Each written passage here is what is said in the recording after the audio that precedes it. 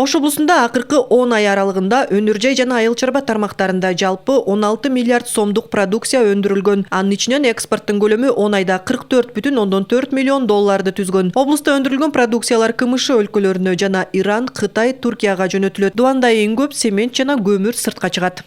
Цемент ушул 250 миң тоннадай чыкты. Көмүр дагы ушул 250-300 миң тоннадай көмүр чыгып атат.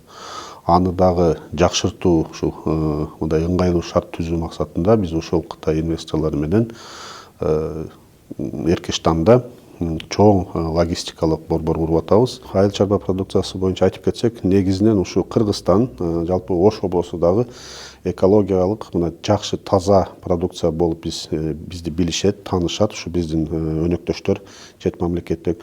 Ошондуктан биздин мына баал азыктарыбызды, анан кийин мына жакшы мына таза мөмө жемиштерибизди алар ошо талап кылып сурап бизге келип алып кетет.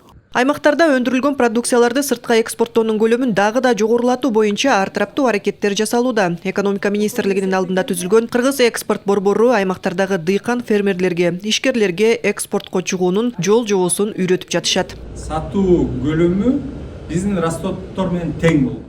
Мындай окутуунун жаңы гана ишкерлик баштагандарга пайдасы чоң. Алай районунда балчылык менен алектенген Гүлкайыр Жолдубаева өзүнүн өндүргөн балын буга чейин ички базарларга чыгарып келсе, эми экспортко чыгаруу жолдорун үйрөнүүдө.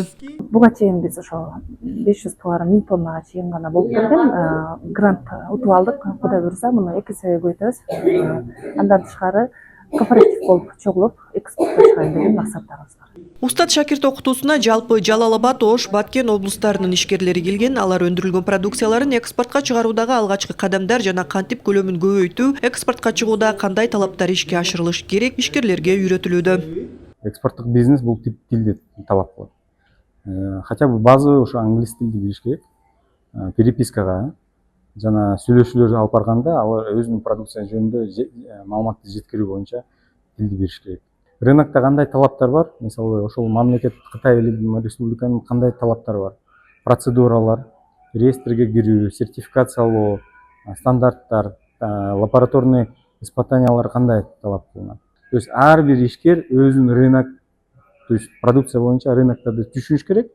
И отраслда ошол секторлордо кандай өзгөрүүлөр болуп атат, кандай инновациялар болуп атат, ошолорго туура продукцияны алып келиш керек да. Акыркы 6 айда Кыргыз экспорт борбору 150дөн ашык компанияларды сырткы базарга чыгарып, 80ден ашык келишимдерге кол коюлган. Нуржамал Алымкулова, Мунарбек Арзыбек уулу, Улар Кайназаров, ЛТР, Ош шаары.